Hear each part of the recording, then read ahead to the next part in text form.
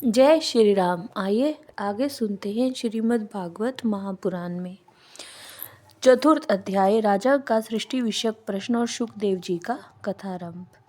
सूत जी कहते हैं, सुखदेव जी के वचन भगतव का निश्चय कराने वाले थे।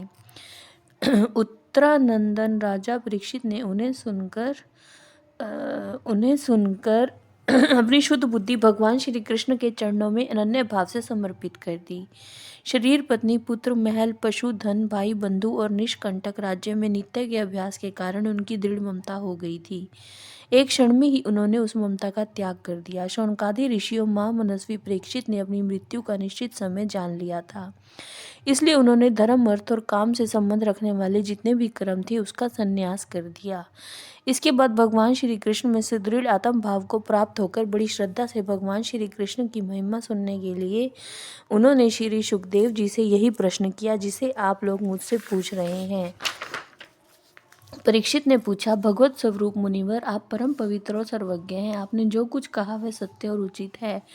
आप जो जो भगवान की कथा कहते जा रहे हैं त्यों त्यों मेरे अज्ञान का पर्दा फटता जा रहा है। मैं आपसे फिर भी ये जानना चाहता हूँ कि भगवान अपनी माया से इस संसार की सृष्टि कैसे करते हैं। इस संसार की रचना तो इतनी रहस्यमयी है कि ब्रह्मादि समर्थ लोकपाल भी इसके समझने में भूल कर बैठते हैं। भगवान कैसे इस विश्व की रक्षा और फिर संहार करते हैं। अनंत शक्ति परमात्मा किन किन शक्तियों का आश्रय लेकर अपने आप को ही खिलौने बनाकर खेलते हैं।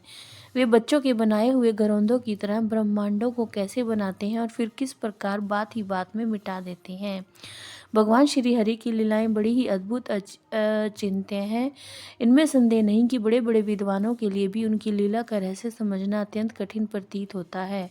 भगवान तो अकेले ही हैं, वे बहुत से कर्म करने के लिए पुरुष रूप से प्रकृति के विभिन्न गुणों को एक साथ ही धारण करते हैं अथवा अनेकों अवतार ग्रहण करके उन्हें क्रमशः धारण करते हैं। मुनिवर, आप वेद और ब्रह्म तत्व दोनों के पूर्ण मर्मज्ञ हैं, इसलिए मेरे इस संदेह का निवारण कीजिए। सूत जी कहते हैं, जब राजा परीक्षित ने भगवान के गुणों का वर्णन करने के लिए उनसे इस प्रकार प्रार्थना की, तब श्री सुखदेव जी ने भगवान श्री कृष्ण का बार बार स्मरण करके अपना प्रवचन प्रारंभ किया।